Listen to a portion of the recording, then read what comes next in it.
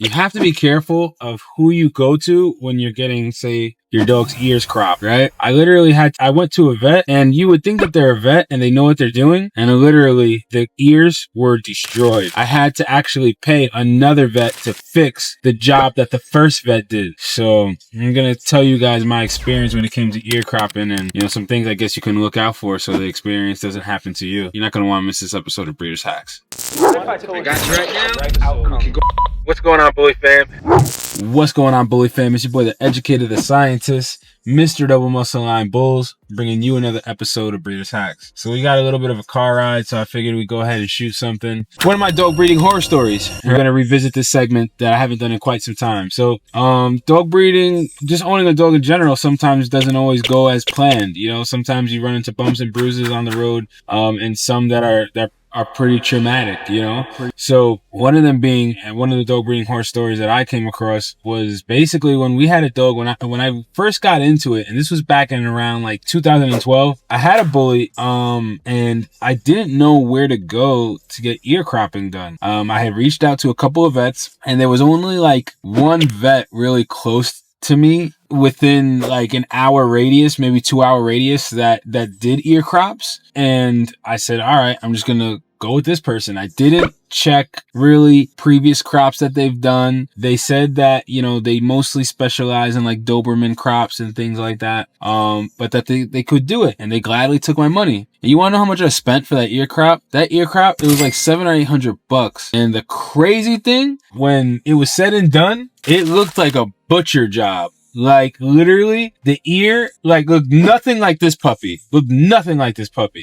ear was wavy. It went like this, like the cut. And then not only that, but the ear had the bell. So whenever you get an ear crop, especially for like bullies, right? We don't like the earlobe to be hanging out. We want it kind of to be like what they call no bell. So it kind of comes up straight to a point. That's the best way I can explain it. The ears looked crazy. So when it was done, and yet again, I didn't know any better. And I figured this was a vet. They had to have known what they were doing. And when the job was done, it looked horrible. It was one of those scenarios where you get a tattoo and then the tattoo artist is like, oh, wait till it heals. It's going to look better. So literally, it looked so bad. And we tried to give it some time. We gave it like a week, and it just was not looking any better. So we were just kind of like, all right, you know what? Like, this vet ruined the dog's ears completely. And in actuality, there was nothing we could do about it.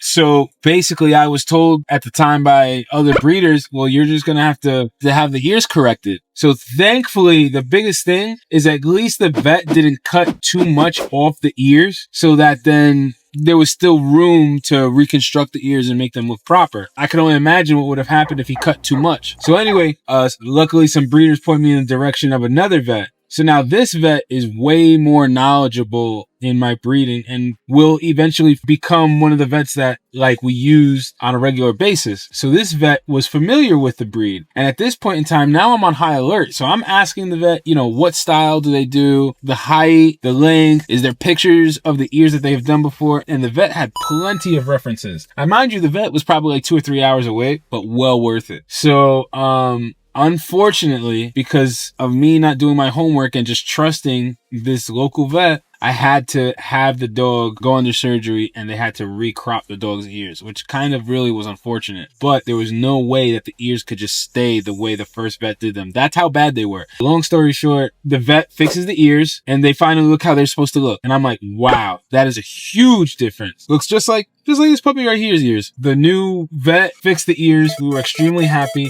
There's no losses, only lessons. So if you guys can learn from my lesson, then at least it wasn't a loss. I definitely learned from the lesson, so it's not a loss. And basically, now what I do when it comes to ear cropping is you need to ask whoever it is that you get your ears cropped from, do they have pictures or references of people who have gotten ears done from them? What style do they crop? How do they crop ears? Do they specialize in your breed? These are all questions you want to be mindful of when you're dealing with someone who's cropping ears and you've never dealt with them before. Like I said, do they specialize in your breed? A Great Dane's ears is very different from a bully, and a bully basically is very different from how they do boxers' ears and how they do Doberman's ears and so on and so forth. So the bully crop is very different. Basically, those are the things you want to look at. The style that they're usually prone to doing, references, pictures, you know, things like that. Those are like a real good person who crops ears will tailor the crop to fit your dog's head. So basically, that was something that I learned is whoever's cropping the dog's ears, the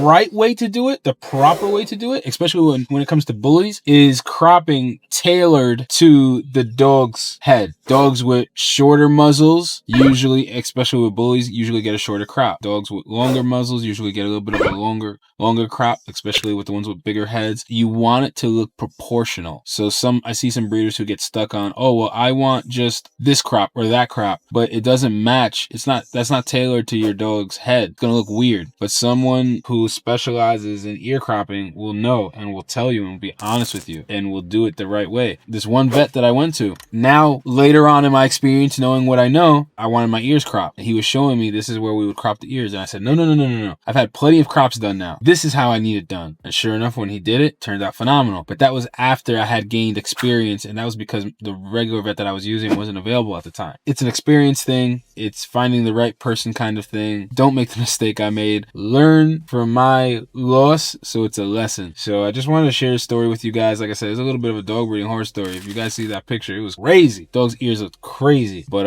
thankfully, I never had to go through that again. So as always, guys, I hope this information was helpful. Hope it's useful. I'll see you guys on the next episode of Breeders Hack. All right, guys.